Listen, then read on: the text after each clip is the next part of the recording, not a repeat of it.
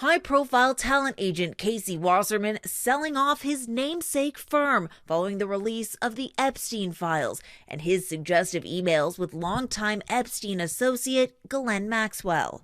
In a note to employees, Wasserman apologizing, writing he had become a distraction for his agency, which represents thousands of celebrities, artists, and athletes. Newly released documents include this email Wasserman wrote Maxwell in March 2003, saying, "I think of you all the time, so what do I have to do to see you in a tight leather outfit?" Maxwell writing in April, offering to give him a massage that can drive a man wild. Maxwell arrested years later in 2020, now serving a 20-year prison sentence for conspiring with Epstein to sexually abuse minors. In a statement, Wasserman saying, "I deeply regret my correspondence with Ghislaine Maxwell, which took place over 2 decades ago, long before her horrific crimes came to light." Wasserman, however, will remain chairman of the 2028 Olympic Games in Los Angeles. And across the pond, scrutiny intensifying on former Prince Andrew. UK police now saying they are assessing the claims against Andrew for a possible investigation, including allegations of misconduct while in public office.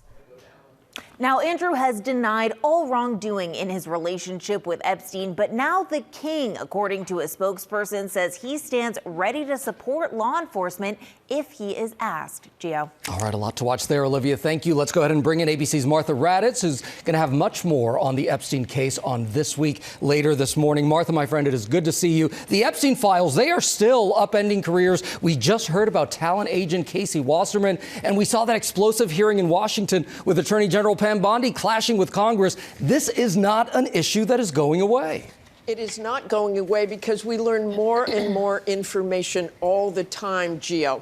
We learned of the cabinet secretary, Mr. Lutwick, who years ago said he never wanted to see Jeffrey Epstein again. And these most recent documents show that he had actually gone to the island with his family. So every time you learn something more, this just hangs in there. And then, as you said, Gio, that explosive hearing on Capitol Hill with Pam Bondi, that also kept this story going, kept people interested in this. This is not going to go away for a long time, Gio. It is not. Okay, let's turn to Iran, Martha, because the U.S. is sending another aircraft carrier to the Persian Gulf.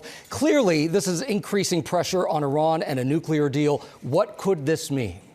Well, with this second carrier there, look, you know President Trump means business. He did this in the Caribbean and Venezuela and going in and getting the president and his wife. So people get very nervous, and Iran has to be very nervous about that with the buildup. You've heard President Trump make these threats to Iran. If you don't make a deal, this will be very traumatic for you. So this is something we are all watching. But at this point, Gio, it is impossible to say what will happen. And those deals, those nuclear deals are so complicated, and President Trump does not want them to have any sort of nuclear weapons program. So this is something we're watching as well, Gio. And I know you're going to follow every detail on that. But Martha, perhaps the biggest headline on this Sunday, it was your birthday yesterday. And for your birthday, you got a new grandson. We have a picture right here. Your son Jake, his wife Karen, gave birth to Gus. Oh, look how cute. You must be on cloud 9. I am on cloud 9. I mean, what better Valentine's birthday present can you get? And he joins his big brother, Eric. So it was a very, very wonderful day for our family. Thanks for that, Gio. Oh, so much love. Happy birthday, my friend, and congratulations. Thank you so much.